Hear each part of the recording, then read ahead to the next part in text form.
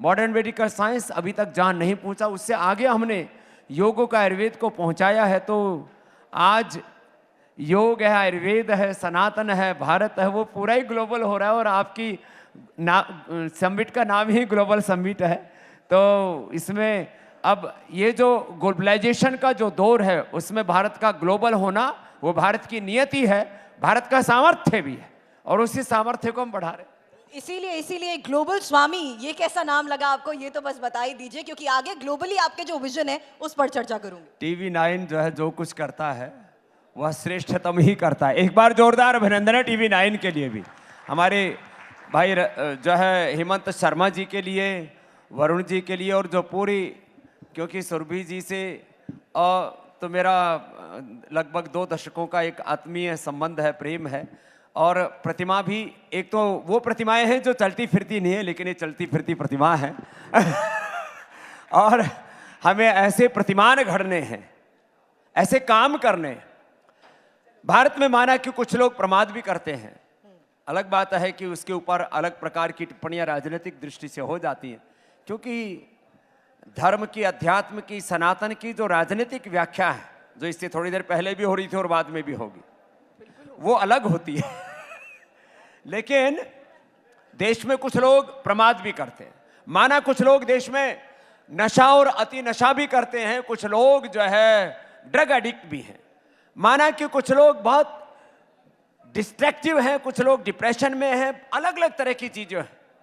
कुछ लोग अभी बुजुर्ग हो चुके हैं, बेबस हैं, असहाय हैं, लाचार हैं, उनकी अभी सेवा भी करनी, कुछ बच्चे भी हैं। लेकिन 100 करोड़ से ज्यादा इस देश के अंदर वर्किंग हैंड्स हैं।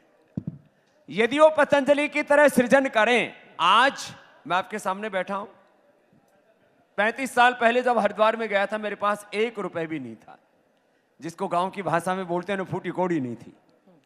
हमने शून्य से सृजन किया और आज प्रथम 1 लाख करोड़ और उसके बाद में 5 लाख करोड़ का सामर्थ्य, साम्राज्य, सेवा के लिए, ये सारा अर्थ परमार्थ के लिए, प्रॉस्पेरिटी फॉर चैरिटी का यदि किसी ने प्रतिमान घड़ा तो वो भी पतंजलि। बहुत लोगों को दिखता है, अरे बाबा के पास तो बहुत ऐश्वर्य है, क्या बाबा के पास एम्पायर है।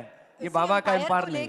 इसी एम्पायर को लेकर कुछ फैक्ट सामने रखूंगी, लेकिन उससे पहले, क्योंकि हमने ग्लोबल स्वामी कहा है और आप ग्लोबल इंस्पिरेशन बन चुके हैं, आज कुछ निजी सवाल आपसे करना चाहूंगी इस लिहाज से, क्योंकि जहां से आपने शुरुआत की है वो है सैयद अलीपुर गांव। गवर्नमेंट स्कूल में आप पढ़े हैं, गुरुकुल में आप पढ़े हैं, तो वो जो संकट, संघर्ष और आज जिस हम ग्लोबल स्वामी से बात कर रहे हैं, ये जो बदलाव आपने देखे हैं समय के लिहाज से और जो संघर्ष आपका रहा है, उसे साझा करिए।